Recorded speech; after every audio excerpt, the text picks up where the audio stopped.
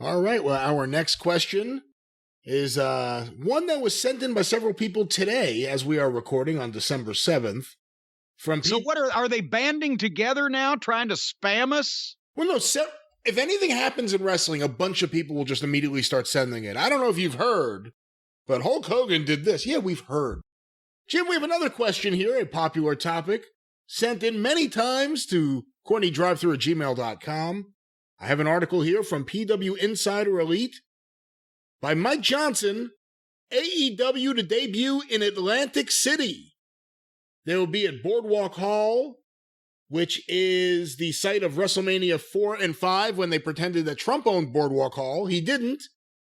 And it'll be a live Dynamite and Rampage taping Wednesday, February 9th, 2022. Any thoughts on AEW going to Atlantic City, one of the true dumps of all time? I was about to say. What an awful place. Atlantic City is the kind of place when they have the hurricane come in, it does several $1 million worth of improvements, right? I don't know why that my opinion is being asked of AEW debuting in Atlantic City and nobody conferred with me on Des Moines or Lincoln, Nebraska. Yeah, Atlantic City is a fucking dump, but they have buildings there that, what was the old building called? Oh my God. I worked there for the I worked there for the WWF in 1998. Dennis Coralluzzo came down and we all went to a wonderful Italian restaurant after I got out of that shitty show. Was it the Atlantic City Convention Center, Convention Hall? A big, huge, like an airplane hangar of a building. Yeah, that's where this is going to be. Is that the same thing? I believe so. My God, that place looked like it could have fallen down 25 years ago.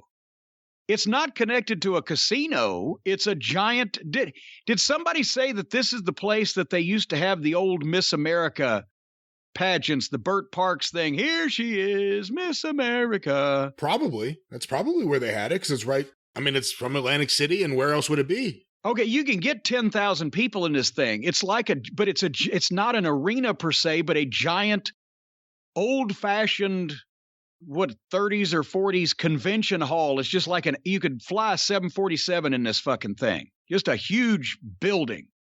That's going to be this was a house show I was at for the WWF. It's going to be a challenge to make this place look presentable for television if it's the same one I'm thinking of.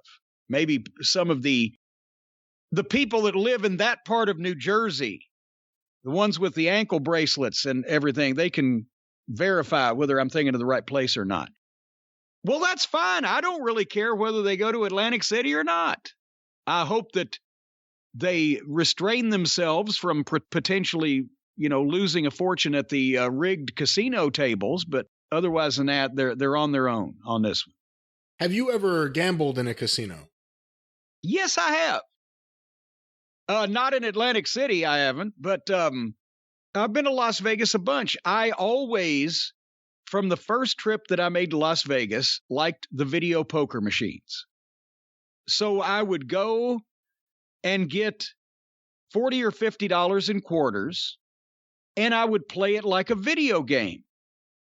And, where I didn't care if I lost the money, but then every once in a while you'll win and you'll come back up even and you'll get your 40 or 50 bucks worth of quarters and then you can play more.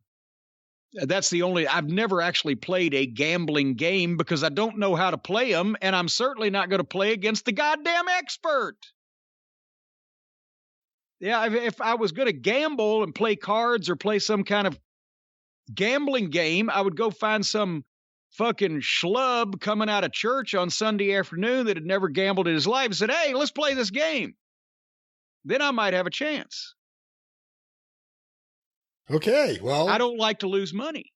That's my philosophy. Why play with money? That's why I would never gamble. I sat there. Our first trip to Las Vegas was for the NWA convention in 1986.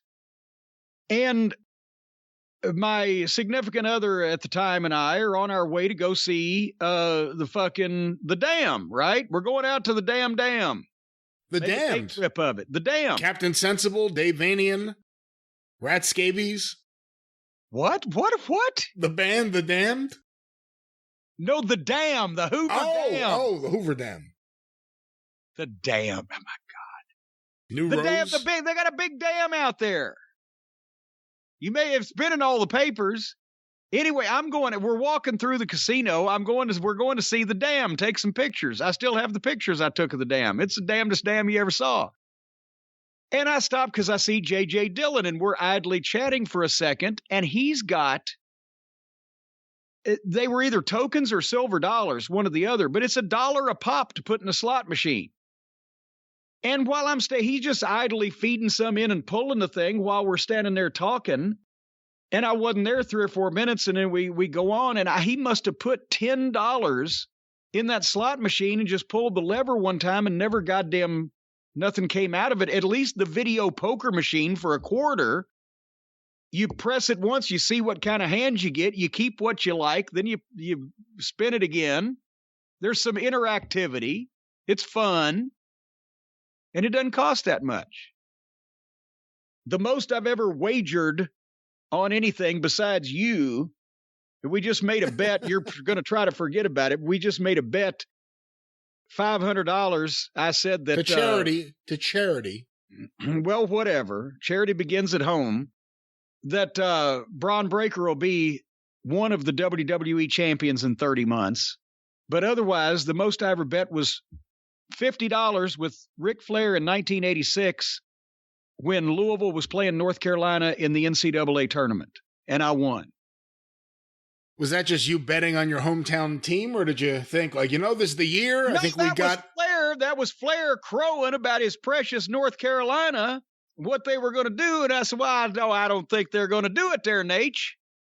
And he said, oh, they are. And I said, no, they're not there, Beak. And then he said, I'll bet you.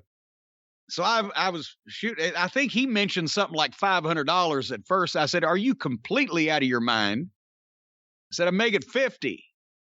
Okay. And he paid me off in cash in an envelope. Okay. Like a high-end escort.